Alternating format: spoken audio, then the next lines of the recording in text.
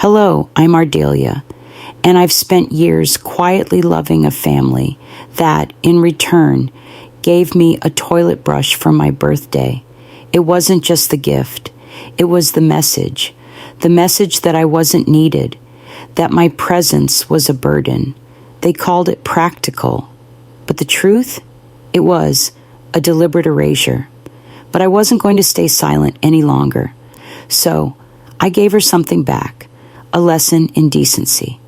A lesson, I'm sure, she'll never forget. Curious to know what happened next? Keep watching. It might make you rethink how you're treating the people who love you the most. I hadn't expected anything elaborate for my birthday, not at this stage in my life. A quiet dinner, maybe a call from my son. But when Melis texted the invitation, saying they were hosting a family-only dinner just for me, I wanted to believe she meant it. I told myself not to overthink her sudden interest, especially after months of clipped conversations and half-hearted replies. Lyle didn't say much when I called to confirm. He just passed the phone to her like he always does now. The day came, wrapped in early spring warmth, the kind of soft air that used to make me bake lemon cake from scratch. I wore my navy cardigan, the one that still smells faintly of lavender from the closet sachet. When I arrived, the front door swung open before I could knock. Melis smiled wide, too wide, and gestured for me to come in. Her tone was bright, falsely sweet, like a waitress smiling through a headache. "Happy birthday, Ardelia. Come on in. Everyone's already here." Everyone, it turned out, meant her parents, her sister's kids, and Lyle, seated quietly in the corner with a beer bottle sweating in his hand. He looked at me, then looked away just as fast. The table was set simply. Store-bought cake, plastic forks, foil trays. I told myself it didn't matter. I wasn't there for the cake. Melis cleared her throat as she brought out a small, beautifully wrapped box. "We saved the best for last," she announced, holding it out like a prize on a game show. Cameras turned toward me, phones raised, smiles expectant. I untied the ribbon slowly, smiling out of habit. I peeled back the layers, my fingers trembling in that way they do when I don't sleep well. Inside the box sat a toilet brush, white handle, generic. It gleamed like a joke. I blinked. Maybe something had fallen out. Maybe. I figured it suits someone with so much free time, Melis said with a grin. There was a pause, brief but heavy, then laughter, not loud, not raucous, just scattered chuckles like raindrops before a storm. Lyle didn't laugh. He didn't do anything, just sipped his beer and kept his eyes on the floor. I placed the brush back in the box and smiled like I'd just opened a sweater. "Thanks," I said. My voice was even, but my throat was burning. That night, I sat on the edge of my bed, staring at the brush still resting in the box. The room was quiet, save for the hum of the ceiling fan. I hadn't cried, not yet. The next morning, I called Lyle. I didn't want to start a fight. I just needed to understand. "Hey," he answered low and disaggregated. "I just wanted to ask about the gift," I said gently. "Did you know about it?" He sighed. "Mom, don't be so sensitive. It was just a joke. Melis meant well." There it was. Not just the brush, not just the laughter, but this. His defense of her, his inability to see the wound. "I see," I whispered. He didn't ask me how I was, didn't apologize, just mumbled something about being late to a meeting. After we hung up, I sat in the kitchen and looked around. The same walls I'd painted when he was 12. The same table he'd done his homework on. I remembered the night he couldn't sleep because he thought there was a monster under the bed, and I'd laid on the floor until he drifted off. That boy was gone, and the man he'd become no longer looked for monsters, only ways to stay quiet while others took the shot. The gift hadn't been a mistake. It hadn't even been a joke. It was a statement. Over the next few days, memories clicked into place like puzzle pieces. The birthday last year, where she gave me expired lotion. The time she accidentally left me out of the family group photo. The way she always called me his mom instead of by name. They weren't isolated. They were curated. I wasn't being sensitive. I was being targeted. I picked up the box and brought it into my bedroom. I didn't toss it. I didn't bury it in the trash. I placed it on my dresser, front and center, not as a keepsake, as a monument to what I'd ignored, to what I'd endured. I didn't know what I'd do next, but I knew one thing. This time, I wasn't letting it slide. 3 days after the party, I found myself standing at Lyle and Melis's front door again. I hadn't planned to return so soon, but I'd left a pie dish behind and figured it was a decent enough excuse. I rang the bell and waited, smoothing my sweater as if the glass door could detect wrinkles in my nerves. Melis opened it, smiled just enough to show her teeth, and waved me in without a word. Their entryway looked staged, like a magazine spread trying too hard. I followed her into the living room where soft jazz played and muted earth tones covered everything. That's when I noticed the photo. It was a new one, framed above the fireplace. Everyone was there, Lyle, Melis, even her parents and sister, but I wasn't. I blinked. I remembered that day. I remembered standing next to Lyle, my hand on his back. That photo wasn't just familiar. It was supposed to include me. Before I could stop myself, I asked, wasn't there another version of that picture? Melis barely looked up from arranging flowers. Oh, the lighting was awful on that one. Your angle wasn't flattering, so we cleaned it up a bit. I didn't answer. Lyle was on the couch, scrolling his phone like it was a life raft. He didn't defend me. He didn't look at me.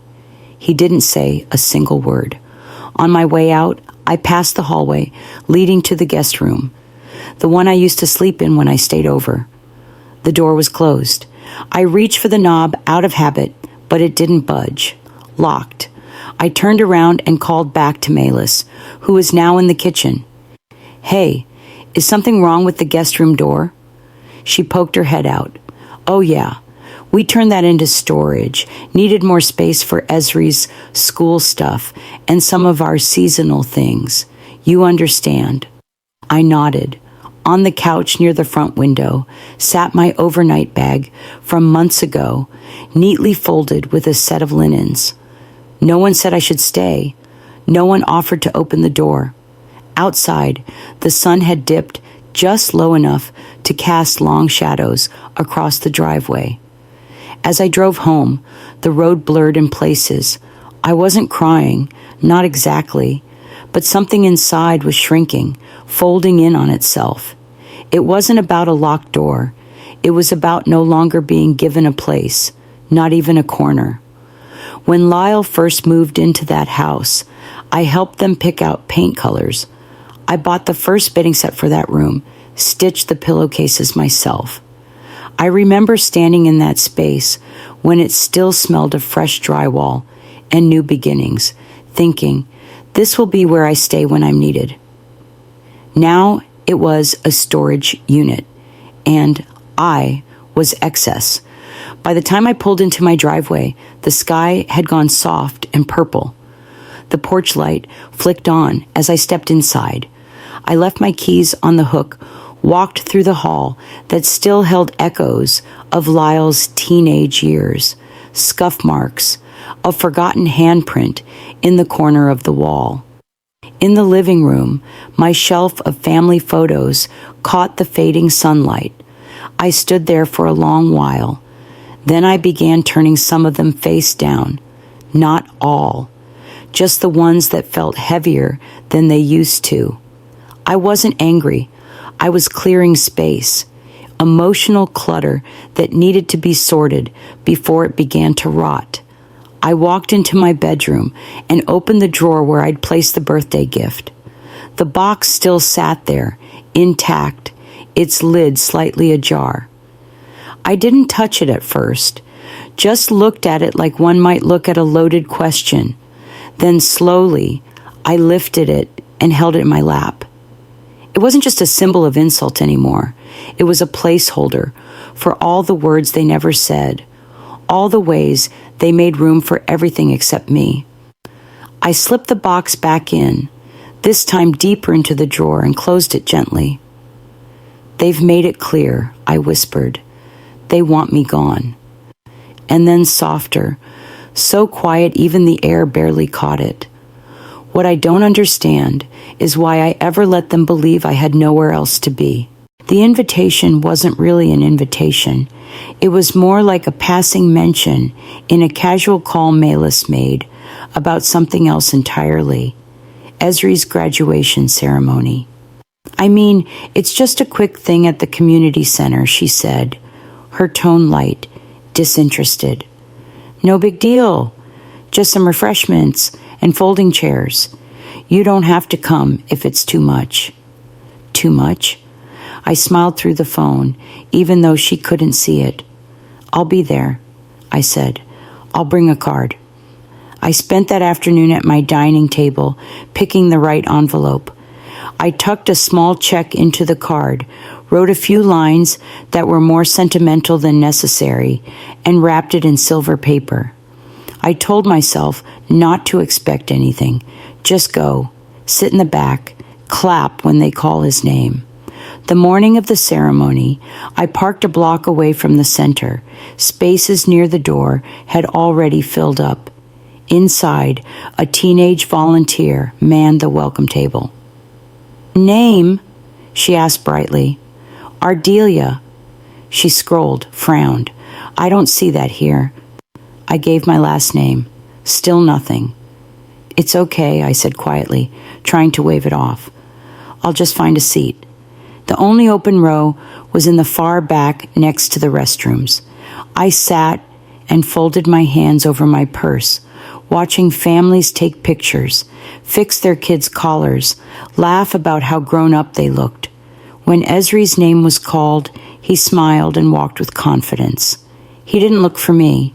I don't think he knew I was there. Afterward, I waited by the exit, hoping to catch him for just a moment. But Melis walked right past me with a, "Oh, I didn't know you made it," and whisked him out the door with the rest of her family trailing behind. That night, I texted her. I noticed my name wasn't on the list at the entrance, just wondering if there was a mix-up. Her reply came 10 minutes later. "I assumed you wouldn't be comfortable in large crowds these days." No apology, no explanation, just that. Sanitized, distant, calculated.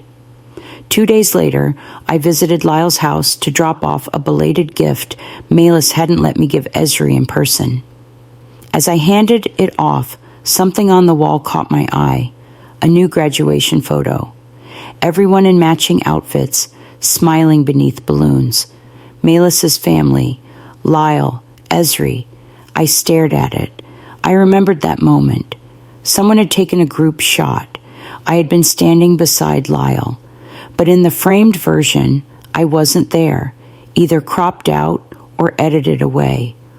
Lyle followed my gaze, then looked at the floor. "I think Melis just wanted a cleaner frame," he said. She probably didn't mean anything. I didn't respond. There was nothing left to say. The following weekend, I'd planned to stop by again with some extra vegetables from my garden. I called ahead out of courtesy. Melis answered. "Oh, this weekend might be tricky. We're a bit tight on space. It's better if you stayed at a hotel, just for comfort, you know?" I didn't argue. I didn't ask for clarification. I just said, "Thanks for letting me know," and hung up. I walked into my bedroom, opened the closet, and stared at the suitcase I'd already packed. I took it out, unzipped it, folded the nightgown back into my drawer. I didn't cry. Not this time. Instead, I pulled out a small notepad from the nightstand and wrote one line, plain and steady. "Next time, I'll RSVP no." The envelope was gold. Not the cheap kind, but the type with a shimmer that tries too hard to impress. Inside, a cream card with curling script read, "Join us in celebrating Olivia's 8th birthday. Brunch at Seasons Cafe, 10:30 a.m. It was signed, Milas, Lyle, and family. I stared at it for a long moment. Not Esri's birthday, not even a holiday, just a casual niece's brunch. The kind of event you get invited to when people want to seem inclusive without having to actually include you. Still, I set my alarm early that Sunday. I bought a small gift, a book with pressed flowers on the cover, and wrapped it in soft blue paper. I even ironed my blouse. Something about it felt like maybe this was Melissa's version of an olive branch. The parking lot was half empty when I pulled up. I checked the invite again. Seasons Cafe, not Seasons Bistro. I stepped inside and saw a hostess arranging menus on the podium. "Hi there," I said. "I'm here for Olivia's birthday brunch. Melis Crow?" The woman glanced at her tablet, brows drawing in. I don't see that name listed. Are you sure it's today?" I handed her the card. "Oh, this is for Seasons Bistro. That's across town, on Legacy. People mix them up all the time," she said, polite but dismissive. Of course they do. I walked back to my car without asking for directions. I sat in the driver's seat with the gift in my lap and stared out through the windshield. I could have driven to the other location. I had the time, but I didn't have the energy to chase an invitation that clearly wasn't meant for me. Later that night, Lyle called. His voice was casual, like we were just catching up. "Melis said you didn't show. She brought back your share of the food. It's in the fridge if you want it." There was a long silence before I responded. There must have been some confusion. He didn't ask, didn't press, just muttered something about work and hung up. An hour later, a text buzzed in, a picture from Melis.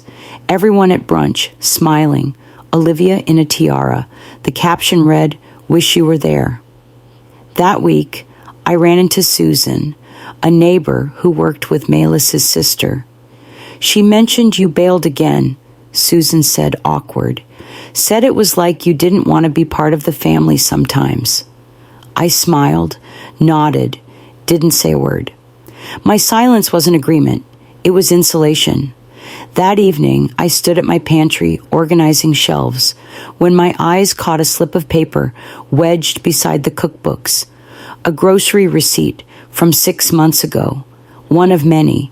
When Maelis was on bed rest after Esri was born, I brought groceries every week, picked up prescriptions, cooked freezer meals, cleaned her kitchen.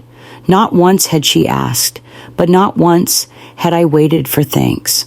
I found the envelope where I kept small things I didn't know what to do with.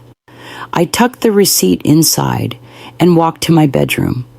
The drawer where I kept the toilet brush box creaked slightly as I opened it. I laid the receipt gently beside it, like placing a note in a bottle before sealing it away. They think I'm keeping score. I'm not, but I am keeping track. The backyard smelled like grilled ribs and overwatered grass. Lyle was flipping burgers, and Milas was buzzing around with a pitcher of lemonade, like the hostess of a talk show no one had tuned in for. I was invited, yes, but it felt more like a formality, like the extra chair someone sets out just in case. Still, I showed up with a pie. Store-bought, but I added a ribbon. Milas greeted me with a smile that didn't reach her eyes. "Glad you made it," she said, squeezing my arm too hard. "You can sit next to Aunt Renee. She likes quiet company." Lunch was served on paper plates, the kind that bend if you're not careful. Everyone settled in, and for a moment it was pleasant. That illusion lasted until Milas lifted her glass and said loud enough for everyone to hear, "You know, my friend Claire's mother-in-law is incredible, so adaptable, so helpful, always finds ways to support without needing the spotlight." Lyle froze mid-bite. Conversations died like a switch had been flipped. "She's the kind of woman who just fits in," Milas added, sipping her lemonade like she'd said something nice. No one looked at me, but they didn't have to. I felt it anyway. I placed my fork down, wiped the corner of my mouth, and nodded slowly, like I'd heard a toast at a wedding I wasn't invited to. Later that week, I called the house to check in on Esri. Milas picked up and passed the phone without a word. "Hi, Nana?"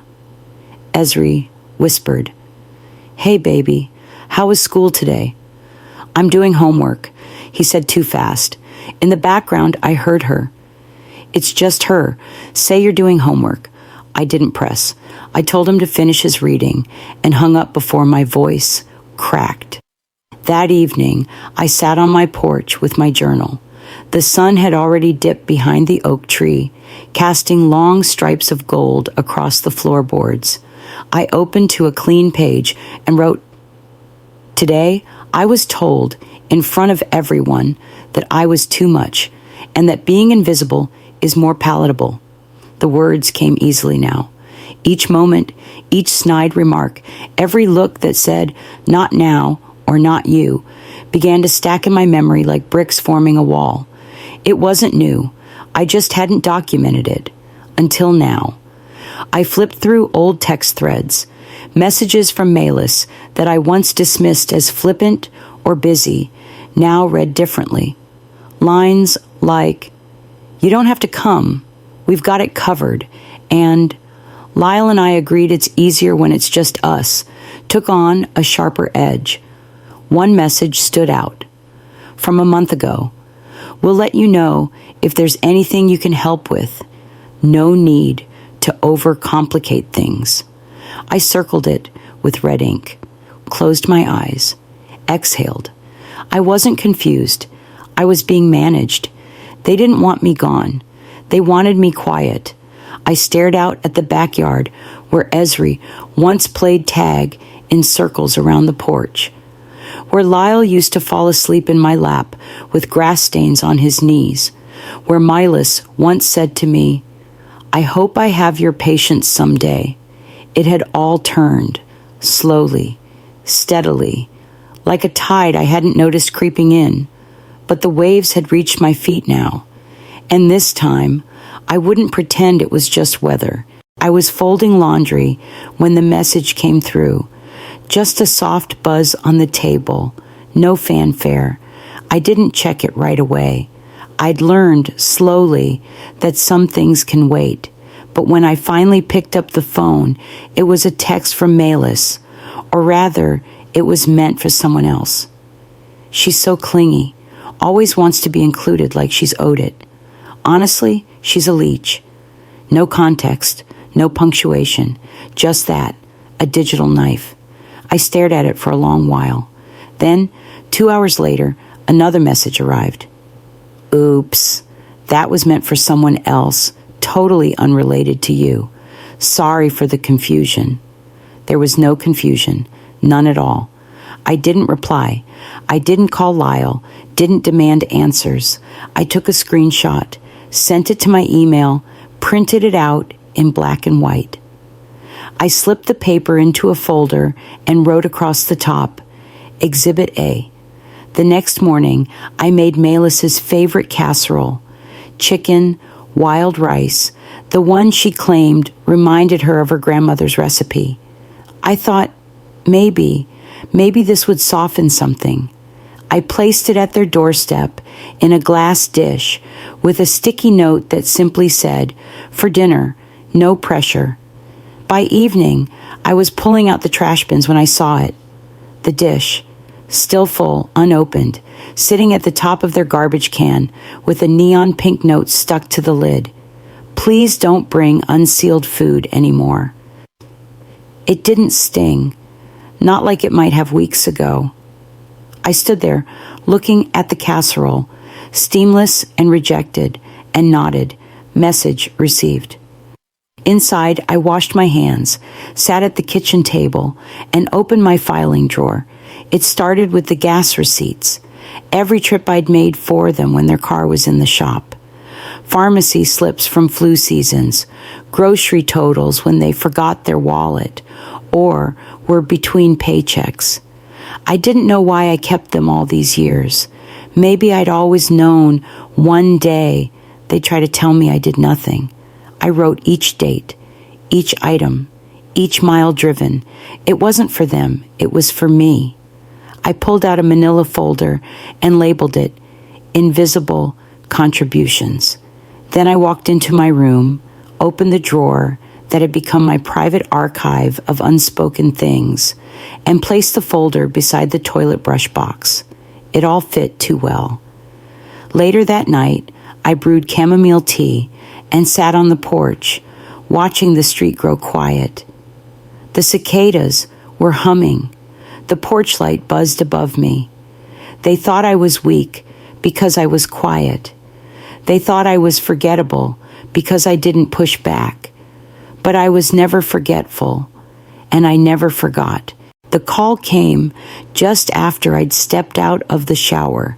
My phone buzzed on the kitchen counter, and by the time I got to it, the missed call was from Jeanette, a church friend I hadn't spoken to in weeks. Before I could call her back, a message popped up. Have you seen what Melissa posted? No context, no pleasantries, just that. I opened the link and waited as the screen buffered. It was a short video, under a minute. The title read, How to Get Free Help from Your Emil, with laughing emojis bookending the caption.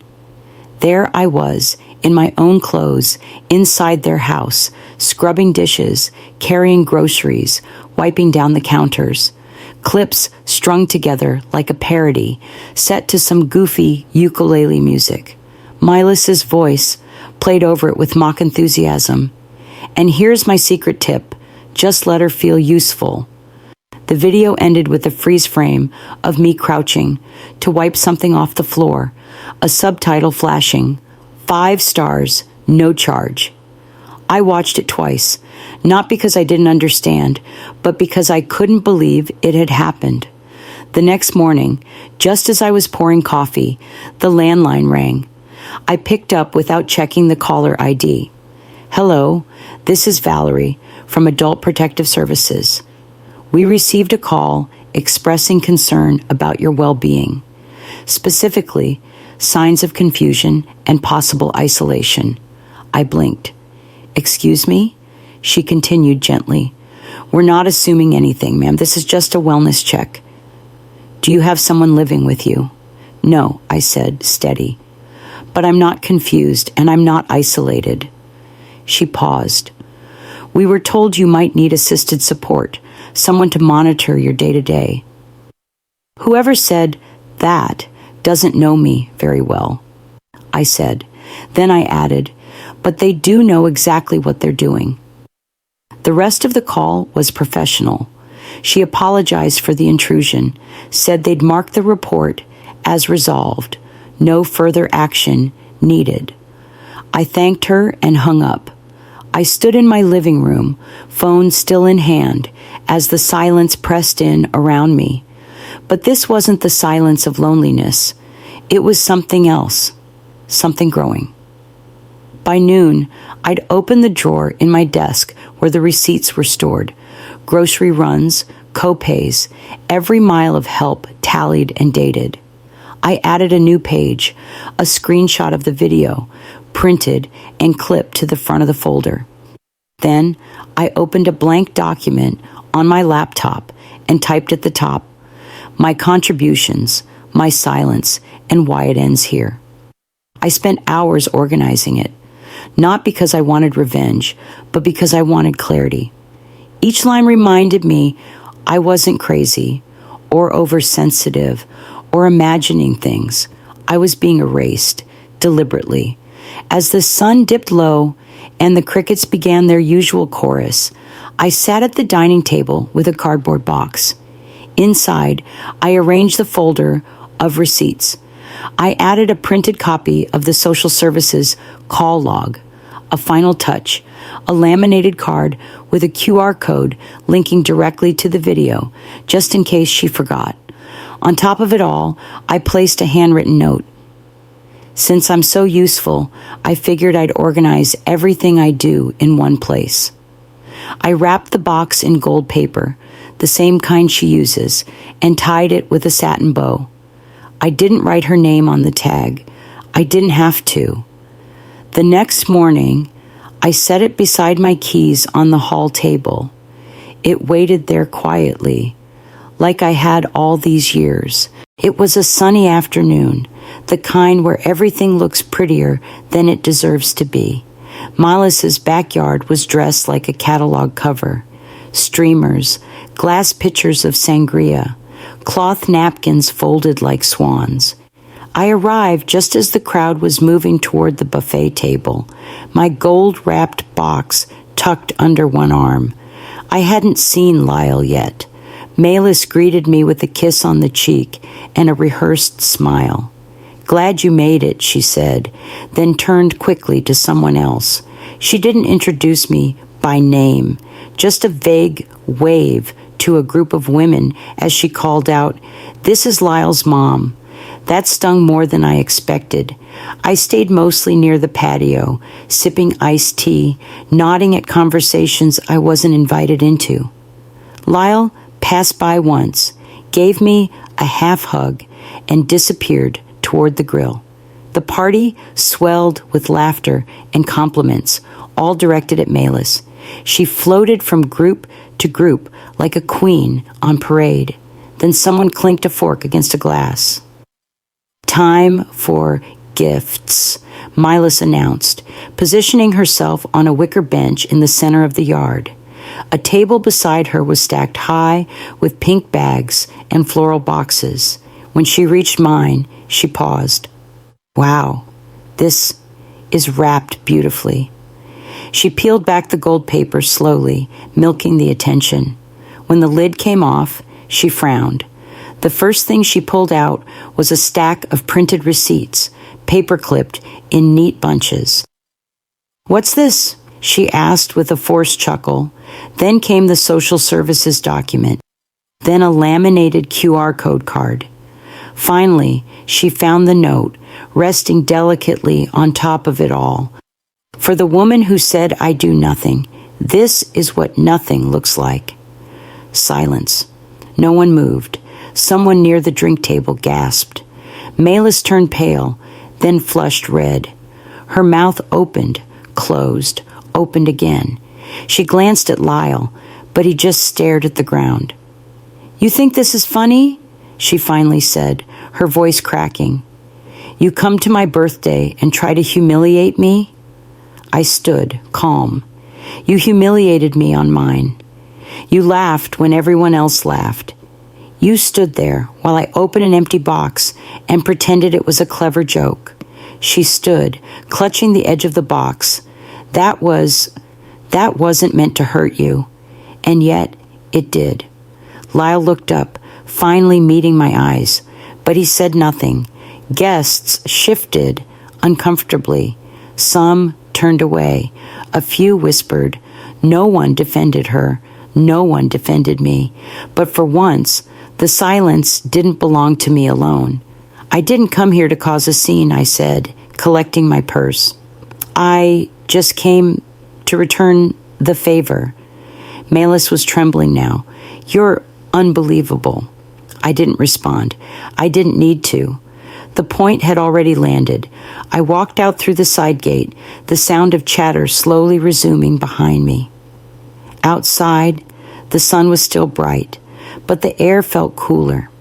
I sat in my car with the windows cracked, letting myself breathe. My hands were steady.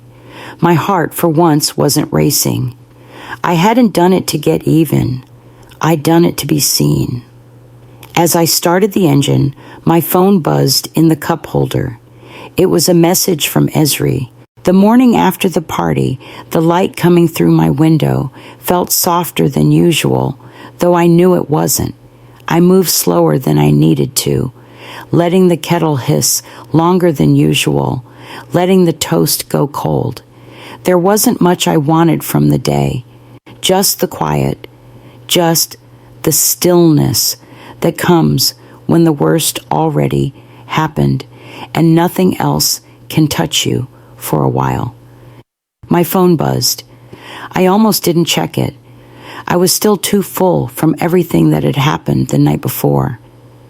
But the message preview caught my eye. Grandma, I saw what happened. It was from Esri. I opened it fully, and there it was. No flourish, no emojis, no punctuation parade. Grandma, I saw what happened. You're not wrong. I love you. That was it. I stared at it, my hand frozen over the counter. Then I read it again and again, and then I cried, not out of anger, not from humiliation. These weren't the kind of tears Melis could ever provoke. These were warm, full, private. They came from a place that had gone dry for too long. That's all I needed, I whispered, and meant it. By late morning, I dried my face and answered a call from the bank. I didn't recognize the number, but figured it was a follow-up about a payment I'd made for a church fundraiser. Hello, may I speak with Ardelia Crow? The woman asked. This is she. This is Janet from First Security. We're just confirming a recent update to your joint account with Lyle Crow. Removal of your name and signing rights. I blinked. Excuse me. She hesitated. Yes, it was processed last week. We have Lyle listed as sole owner now. I hadn't touched that account in years, hadn't even thought about it. I only opened it when he was fresh out of college, struggling to make rent. Must have been some confusion, she added politely. No confusion, I said, voice calm. I see clearly now. I hung up before she could offer assistance. I didn't need help. I needed a new kind of distance. Later that afternoon, I was scrolling through my feed, mostly out of habit, when I saw Melis's latest post. It was from the party. Several stage photos, including the moment she opened my gift box. The caption read, "Some people are so bitter, they send funeral flowers to a birthday." One image clearly showed the white lilies wrapped around the box's bow. I didn't comment, didn't like, didn't even screenshot it right away. Instead, I sat with the reality of it, how even when confronted with truth, she'd paint herself the victim. A few distant relatives chimed in, some praising her strength, others dropping passive-aggressive prayers. I read every comment, each one a little splinter of someone else's version of the truth. Then I quietly saved the post, not for revenge, for record. That evening, after dinner, and after I'd washed my single plate and mug, I sat down at my desk. The cursor blinked on a blank document. I titled it, "When They Say You Did Nothing." I began typing, not with anger, but with clarity. I wrote about the rides, the casseroles, the years of filling in blanks no one else saw. I wrote about the gas station coffee I bought while waiting for Esri's physical therapy appointment to finish. I wrote about the birthday where my name was said like an obligation.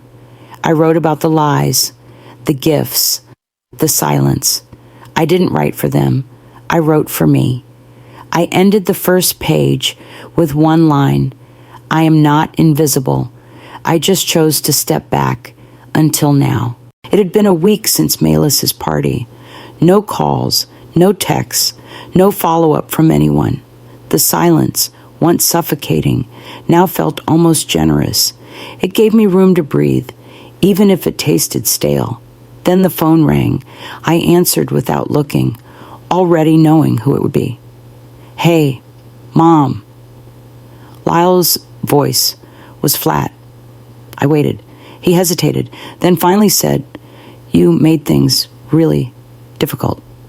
There it was. "She's hurt," he added, as if that explained everything. "She's hurt because I refused to be the joke," I said softly. "Because I decided not to let her laugh at me again." He didn't argue, just exhaled through the receiver. "The family thinks we all need some space." "Then take it," I replied, and hung up. A few days later, I heard through my cousin Jeanette that there was a baby shower being planned for our younger cousin's daughter. I hadn't received an invitation, which I assumed was an oversight. I called the host, a woman I'd known since she was in diapers. "Oh," she said, her voice tightening, "I thought you weren't coming to these anymore." I smiled, even though she couldn't see it. "Of course. Thanks for letting me know." That night, I opened the calendar and saw the circled date. I didn't erase it. I just tore out the page.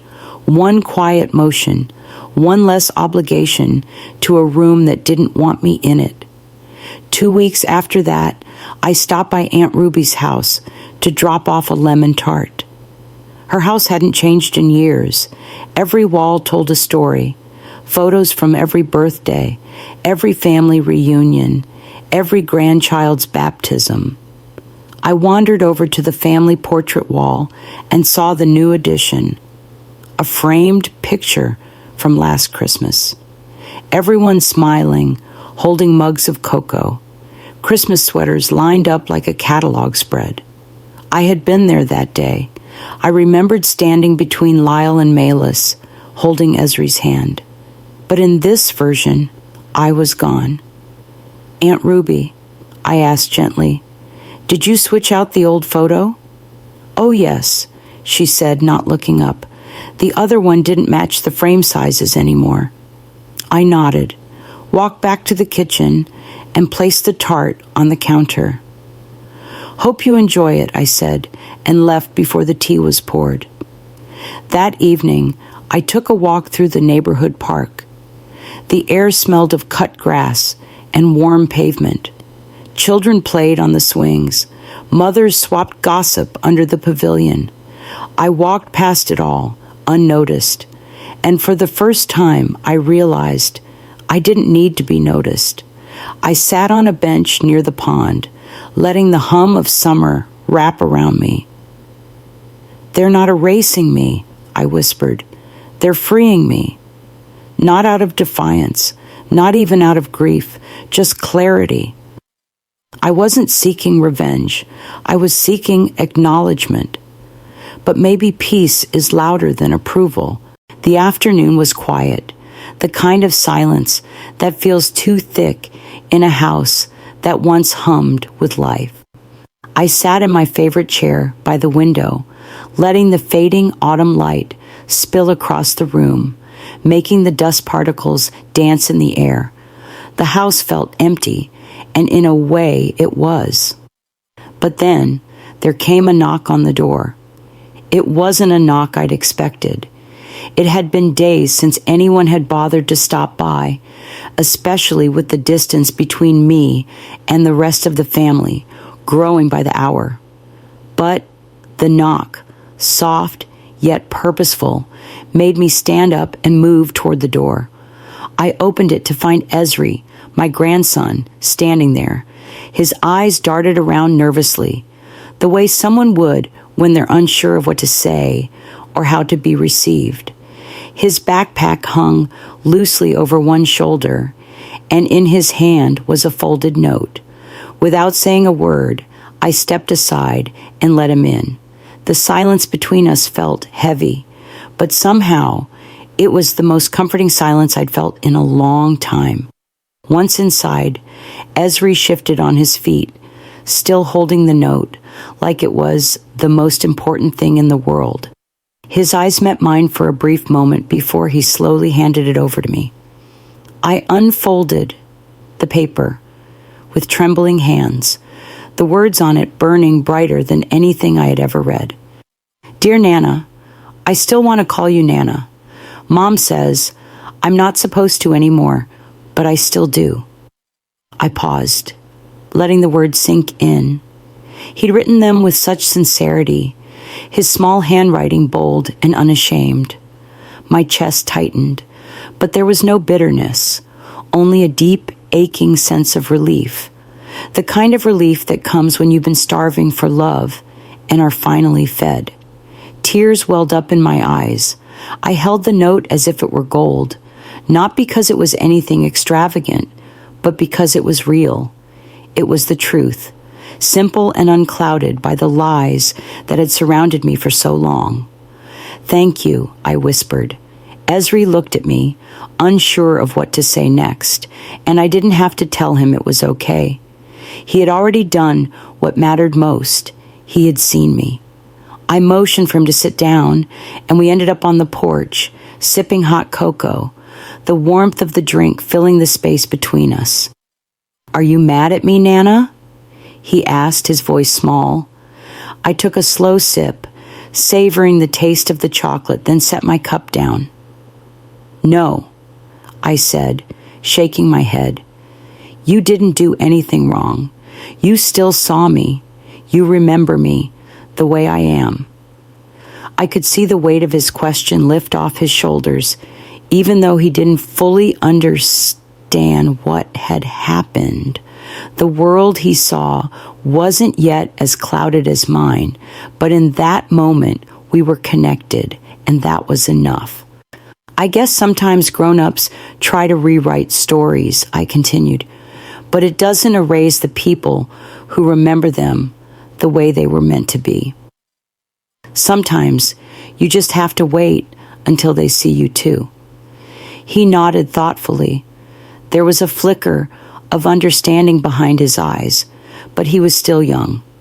The world would teach him those lessons, but for now, I was glad he didn't have to bear the same weight I did. We talked for a while longer, the afternoon slowly fading into evening, the porch light casting a warm glow around us. And when his rice finally stood to leave, he didn't say anything more. He didn't need to. Thank you for coming, I told him quietly. It meant more than you'll ever know. He smiled, the innocence of his youth shining through. And then, with a final wave, he walked out the door. I stood by the window long after he'd left, watching the flicker of the porch light.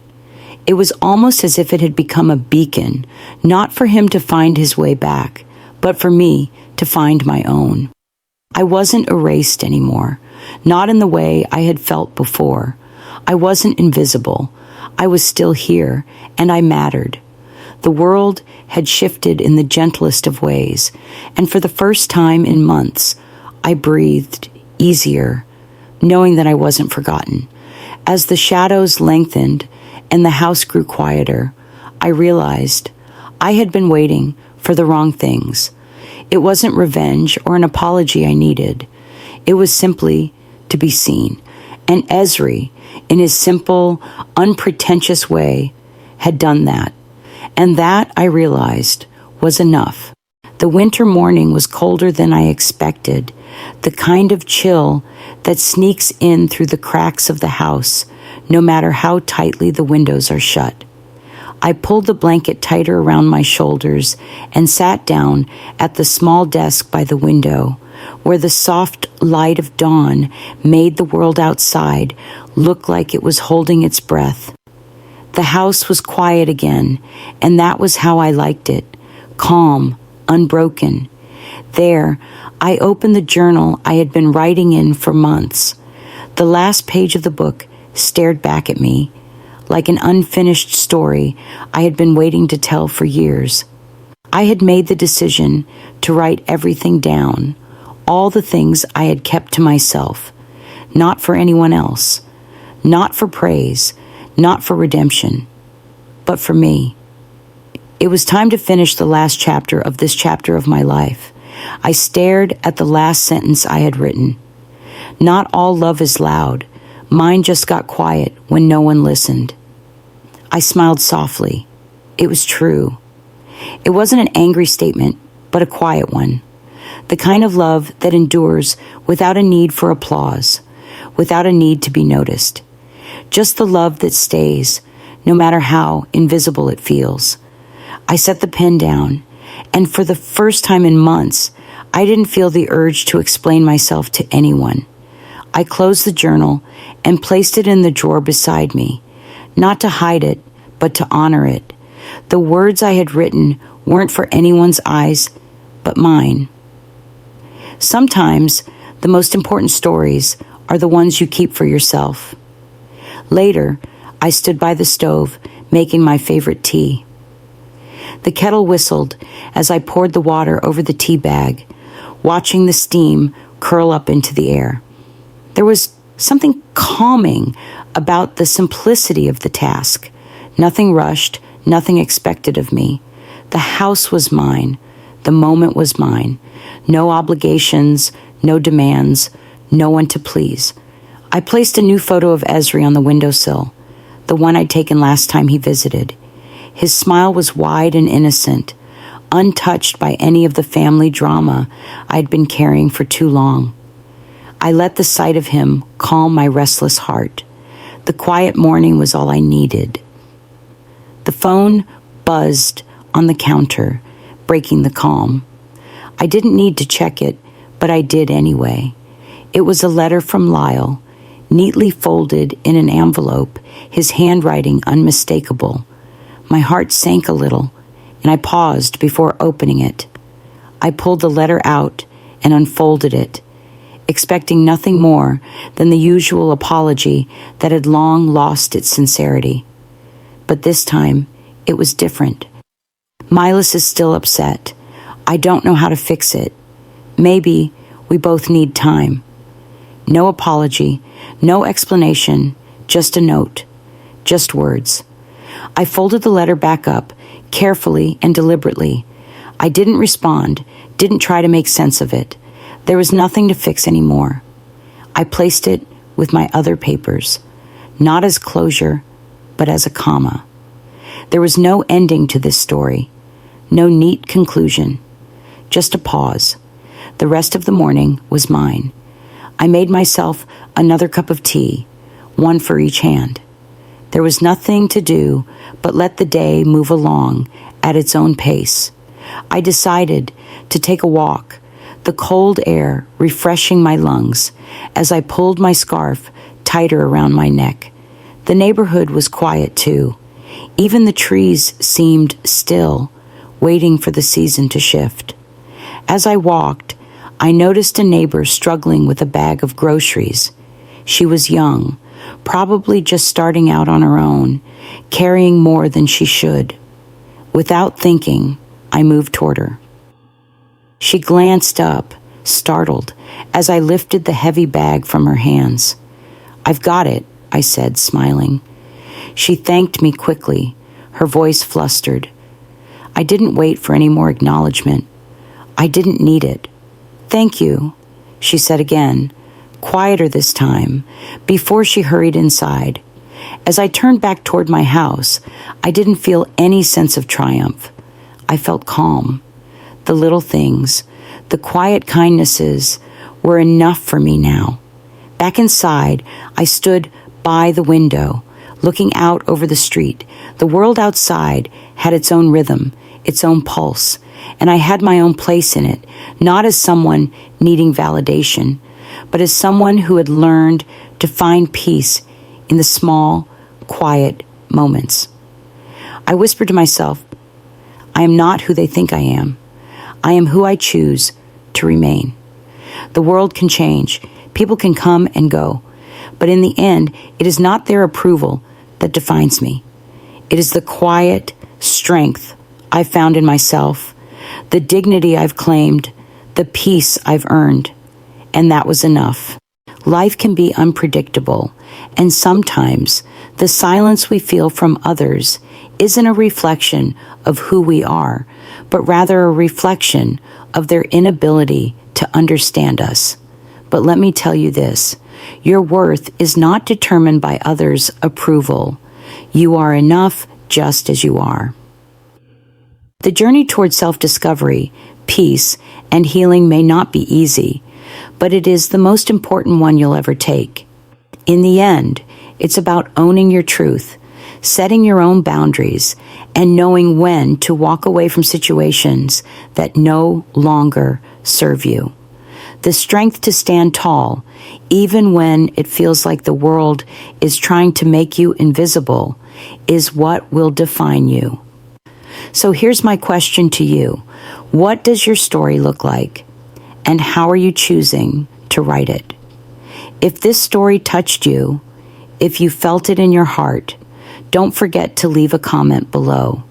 Share where you're watching from, or simply let me know what resonated with you the most. And if you haven't already, please subscribe to this channel to hear more stories of hope, resilience, and the strength we all have within. Thank you for being a part of this journey.